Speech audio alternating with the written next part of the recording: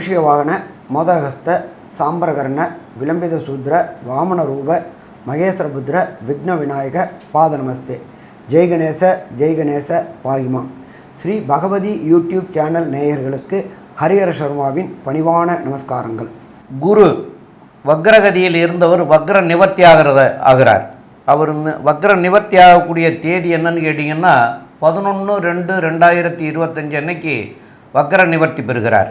அப்போ இந்த வக்ர நிவர்த்தி பெற்றால் எப்படி இருக்கும் அப்படிங்கிறத பற்றி பார்க்கறதுக்காக சக்தி ஜோதிட குழுவின் சார்பாக அடியேன் சக்தி சோமையாகிய நானும் டாக்டர் ஆஸ்ட்ரோ KS ஐயங்கார் அவர்களும் டாக்டர் ஹரிஹர சர்மா ஐயா அவர்களும் வந்திருக்கின்றோம். இப்பொழுது நம்முடைய குரு வக்ர நிவர்த்தி பலன் அப்படின்னு சொல்கிற போது இந்த வக்ரமாகிற தேதி அன்னைக்கு கிரகங்கள் எந்த நிலையில் இருக்குது அப்படிங்கிறதெல்லாம் ஐயா டாக்டர் ஹரிஹர சர்மா ஐயா அவங்க சொல்லுவாங்க.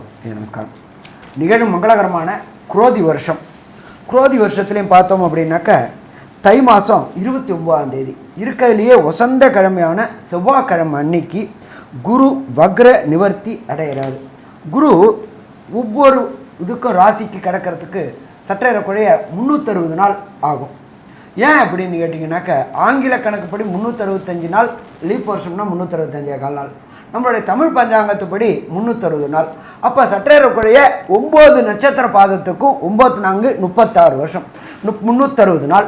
இந்த 360 நாளில் அவர் சற்றேறக்குறைய 4 மாதம் சற்றேறக்குறைய 120 நாள் வக்ரத்தில் இருந்துட்டார். வக்ரம் அப்படின்னாக்க பின்னோக்கி செல்வது அல்லது பலம் இழக்கக்கூடிய நாட்கள். இப்போ இந்த பலம் இழந்த நாட்களில் முடிச்சுட்டு திருப்பி குரு தன்னுடைய ரிஷப வீட்டில் பலம் பெறக்கூடிய நாள் அப்படின்றதான் வக்ர நிவர்த்தி நாள். இந்த வக்ர நிவர்த்தி அடையும் பொழுது என்னென்ன நற்பலன்கள் என்னென்ன தீபலன்கள் இருக்குது அப்படின்றத நம்ம விரிவாக ஒவ்வொரு ராசிக்கும் பார்ப்போம். இதை தவிர பார்த்தோம்னாக்க இந்த வக்ரா ஆகி நிவர்த்தி அடைகிற நாளில் என்னென்ன கிரகங்கள் என்னென்ன நிலையில் இருக்கிறாங்க அப்படின்னு பார்ப்போம். காலபுருஷ தத்துவத்தின்படி 2வது இடமான ரிஷபத்தில் குரு பகவான் இருக்கார். அங்கேயே அவர் வக்ர நிவர்த்தி அடைகிறாரு. வக்ர நிவர்த்தி அடைகிறது என்ன இதில் அடைகிறாரு அப்படின்னாக்க ரோகிணி நட்சத்திரத்துக்கு வராரு. அங்கேயே 90 நாள், அதாவது 90 நாள் இருக்க போகிறாரு. அடுத்த குரு பெயர்ச்சி அப்படின்றது 11 மே 2025 அன்னைக்கு அடுத்த குரு பெயர்ச்சி. அப்போ இதில் பார்த்தோம் அப்படின்னாக்க இந்த 360 நாளில் வக்ரகதி 120 நாள், வக்ரம் இல்லாமல் ஒரு 90 நாள், 210 நாள், பாக்கி அதில் ஒரு 150 நாள். அப்போ டோட்டலாக பார்த்தா 240 நாள் குரு வக்ரம் இல்லாமல் இருந்தது, 120 நாள் வக்ரத்தோடு இருக்கிறது. வக்ர பலன்களை நீங்கள் இப்போ இந்த காலகட்டங்களில் அனுபவிச்சிருப்பீங்க. வக்ரம் பலம் இழந்தது. இப்போ வக்ரம் நிவர்த்தி ஆகக்கூடிய காலகட்டங்களில் என்னென்ன நற்பலன்கள் பார்ப்போம்.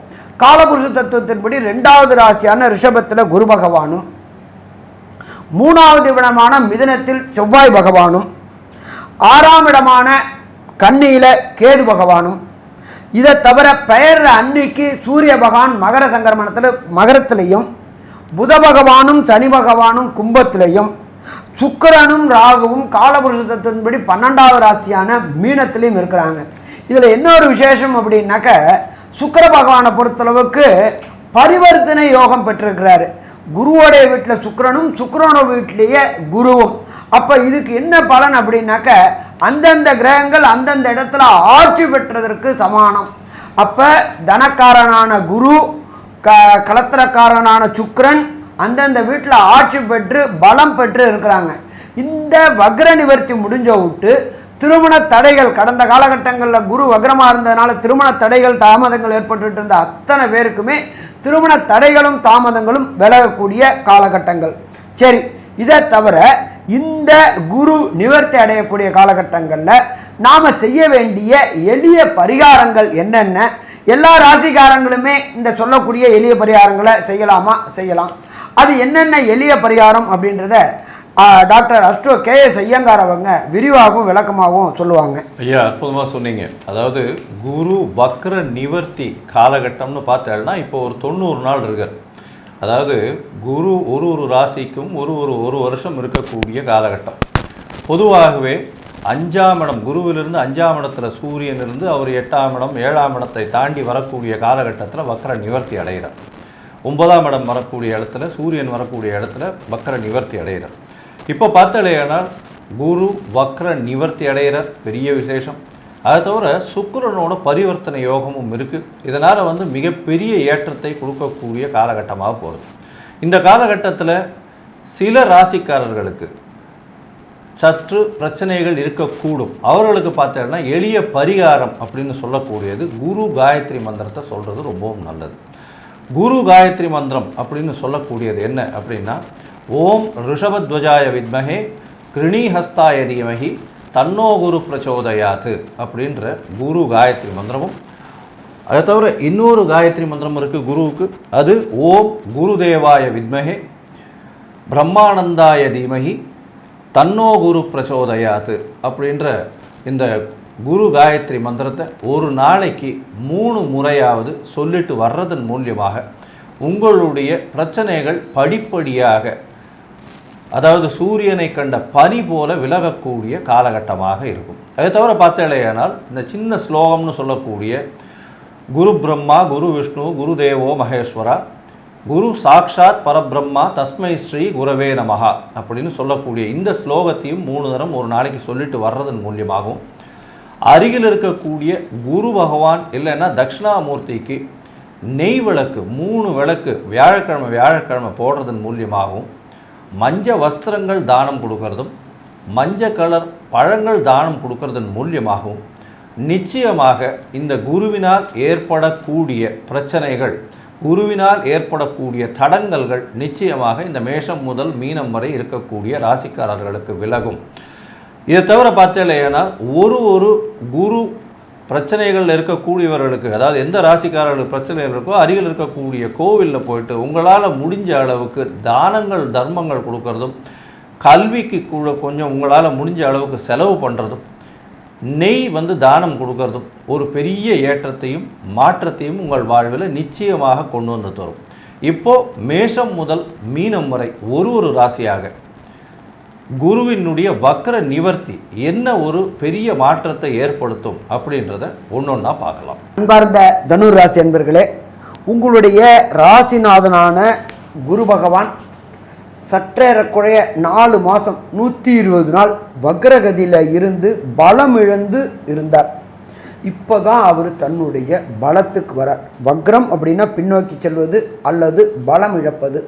ராசிநாதன் எப்போ பலம் இழந்துட்டார் அப்படின்னாலே தனுர் ராசியை பொறுத்தளவுக்கு கெட்டாலும் மேன்மக்களே, சங்கு சுட்டாலும் வெண்மை தரும். இவங்க எப்பொழுதுமே இவங்களுடைய தனுர் ராசியை பொறுத்தளவுக்கு ஹைஃபை ப்ரொஃபைலாக இருப்பாங்க. திங்க் எல்லாமே பிக் திங்கிங்காக இருப்பாங்க. எல்லாமே பொறுத்தளவுக்கு அம்பானி ரேஞ்சு அதானி ரேஞ்சு தான் திங்க் பண்ணுவாங்க. கீழே உள்ள ரேஞ்சுக்கு திங்க் பண்ண மாட்டாங்க. இவங்களை பொறுத்தளவுக்கு இந்த கையில் கோடி ரூபா, இந்த கையில் மரியாதை அப்படின்னா கோடி ரூபாயை உதாசீனப்படுத்திடுவாங்க. மரியாதையை எதிர்பார்க்கக்கூடியவர்கள் தனுர் ராசிக்காரர்கள். அப்படியேற்பட்ட தனுர் ராசிக்காரர்களுக்கு கடந்த 120 நாளாக ராசிநாதன் வக்ரம் இருந்ததுனால சில தேவையற்ற அவமானங்கள், சில தேவையற்ற சங்கடங்கள் எல்லாமே இருந்துகிட்டு இருந்துச்சு. இதை தவிர 7.5 சனியும் போட்டு ஆட்டி படைச்சிட்டு இருந்துச்சு கடந்த காலகட்டங்களில். இப்போ எல்லாருமே அதை விட்டு வெளியில் வரப்போகிறாங்க. குரு வக்ர நிவர்த்தி அடைகிறாரு. சாமி கரெக்டு சாமி, ஆனால் அவர் 6ஆம் இடத்துல இல்லை சாமி வக்ர நிவர்த்தி அடைகிறாரு. குரு மறையக்கூடாதுன்னு சொல்லுவாங்களே, தனக்காரம் மறையக்கூடாதுன்னு சொல்லுவாங்களே, மறைஞ்சு போயிட்டுல இது பண்ணுறாரு, அப்போ எப்படி சாமி சொல்கிறீங்க? ஒரு ப்ராப்ளம் இல்லை. 6க்கு உண்டான அதிபதியான சுக்கிர பகவான் 4இல் உச்சம் பெற்றுட்டு பரிவர்த்தனை யோகம் பெறாரு. அப்போ அந்த குருவும் சரி அந்த சுக்கிரனும் சரி கடுமையான வலு பெறுறாங்க. அப்போ வலு பெறும் பொழுது கேட்ட இடத்துல பணம், தொட்ட இடத்துல பொன்னாக்கக்கூடிய வாய்ப்புகள் இந்த காலகட்டங்களில் தனுர் ராசி என்பவர்களுக்கு கிடைக்குமா? கிடைக்கும். சரி, அடுத்தது குருவுடைய பார்வைகள் இருக்குது. குருவுக்கு பொறுத்தளவுக்கு நின்ற இடத்தையும் வலுப்படுத்துவார், பார்க்குற இடத்த அதோட வலுப்படுத்துவார். அப்படி பார்க்கும்போது அவர் நின்ற இடம் 6ஆம் இடம். 6ஆம் இடம் அப்படின்றது ஜோதிட சாஸ்திரத்தில் ரண ரோக சத்ருஸ்தானம் அப்படிம்போம். கடந்த காலகட்டங்களில் இந்த தனுர் ராசியை சேர்ந்தவங்களுக்கு மன கிளேச்சமங்கள், மென்டல் டிப்ரெஷன், மென்டல் டிஸ்டர்ப்டு, பணத்துக்கு முடையினால் அவமானங்கள், அசிங்கங்கள், நீங்கள் கொடுத்த கடனும் வராமல், நீங்கள் வாங்கின கடனையும் கொடுக்க முடியாமல், பணம் லாக் ஆகி அசிங்கங்கள், அவமானங்கள் எல்லாமே நிகழ்ந்துட்டு இருந்துச்சு. அப்படி நிகழ்ந்த அத்தனை தனுர் ராசி என்பவர்களுக்கும் குரு வக்ர நிவர்த்தி ஆகி 6ஆம் இடத்தை வலுப்பெறதுனால கேட்டால் கேட்ட இடத்துல பணம் கிடைக்குமா? கிடைக்கும். தண்ணியாக கொட்டும். அப்போ ஃபஸ்ட்டு நமக்கு க்ரெடிபிலிட்டி கூடுது. க்ரெடிபிலிட்டி கூடினாதான் ஒருத்தவங்க எதை வச்சு பார்ப்பாங்க அப்படின்னாக்கா, அவங்க போட்டிருக்கிற ஆடை ப்ளஸ் கொடுக்கக்கூடிய சொன்ன சொல்ல காப்பாற்றக்கூடிய தன்மை இருந்தால் தான் பணமே கிடைக்கும். அப்போ உங்களுடைய க்ரெடிபிலிட்டி கூட ஆரம்பிக்கும். 6ஆம் இடம் வலுப்பெற க்ரெடிபிலிட்டி கூட ஆரம்பிக்கும் போது கேட்ட இடத்துல பணம் கிடைக்கும். கடந்த காலகட்டங்களில் ரணரோகத்தினால சத்துருக்கள் ரணரோகம் இருந்துச்சு, உடல் உபாதைகள் இருந்துச்சு, அதனால் அவதிப்பட்டு இருந்தீங்க. அதுவும் பார்த்தீங்கன்னாக்கா மென்டல் டிப்ரெஷன் அதிகமாக இருந்துச்சு. தேவையற்ற கவலை, தேவையற்ற பதற்றம், தேவையற்ற பயம் எல்லாமே தனுர் ராசிக்காரங்களுக்கு இருந்துச்சு. அதுவும் கடந்த 4 மாதம் பொறுத்தளவுக்கு ரொம்ப கஷ்டப்பட்டு இருந்தாங்க. எடுத்த முயற்சிகள் அத்தனையுமே தோல்வியாக போக ஆரம்பிச்சிருச்சு. ஒரு லைசன்ஸ் எடுக்கணும்னு முயற்சி எடுத்தாங்கன்னா கூட லைசன்ஸ் வருமா வராதா, கிடைக்குமா கிடைக்காதா அப்படின்னு இருந்துருச்சு. அரசுக்கும் உங்களுக்கும் லிட்டிகேஷன்ஸ், வம்பு வழக்குகள் பிரச்சனை இருந்துச்சு. அத்தனை பிரச்சனையும் இந்த வக்ர நிவர்த்தி அடையக்கூடிய 11/2/2025 11/5/2025 வரையிலும் அமோகமாக இருக்கும். பயப்பட வேண்டாம். அடுத்தது குருவுடைய பார்வை விழக்கூடியது.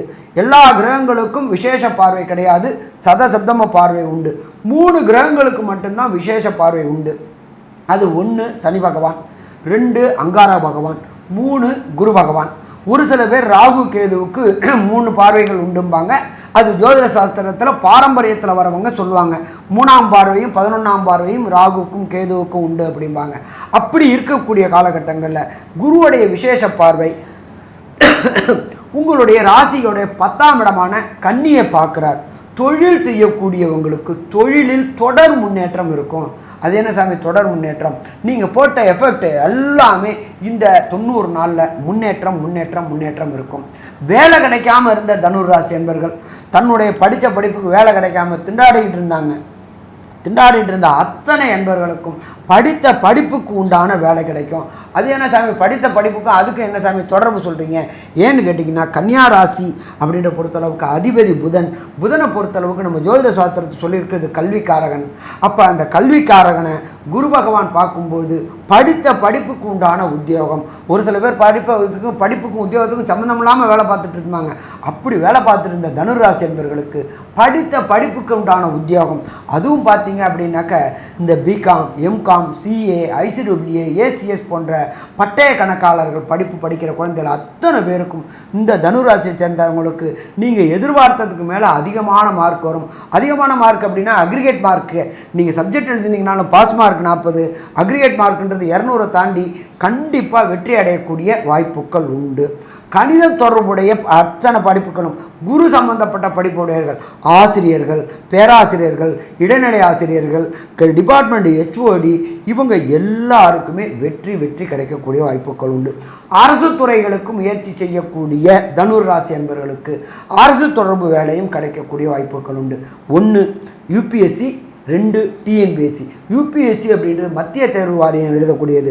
ஐஏஎஸ், ஐபிஎஸ், ஐஎஃப்எஸ் போன்ற எக்ஸாம் எழுதக்கூடிய அத்தனை தனுராசி என்பவர்களுக்கும் படித்த படிப்புக்கு உண்டான வேலை கிடைக்கும். அதே போல் தமிழகத்தை பொறுத்தளவுக்கு டிஎன்பிஎஸ்சி எழுதக்கூடிய மாணவர்களுக்கு கிரேட் 1, கிரேட் 2 மற்றும் கிரேட் 3, கிரேட் 4 பாடி எழுதக்கூடிய மாணவர்களுக்கு கண்டிப்பாக அரசு தொடர்புடைய வேலைகள் கிடைக்கக்கூடிய வாய்ப்புகள் உண்டு. தனியார் நிறுவனத்தில் பொறுத்தளவுக்கு ஹெட் ஆஃப் த டிபார்ட்மெண்ட் இருக்கக்கூடிய வாய்ப்புகள் உண்டு. டீம் லீடராக இருக்கக்கூடிய வாய்ப்புகள் உண்டு. ஸோ மொத்தத்தில் பார்த்தோம் அப்படின்னு சொன்னாக்க தனுர் ராசி என்பவர்களுக்கு இந்த குரு வக்ர நிவர்த்தி மூலியமாக ஏற்றமாக இருக்கும். இதை தவிர குரு நின்ற இடம் பார்த்த இடத்தை வலுப்படுத்துவார்னு சொன்னோம்.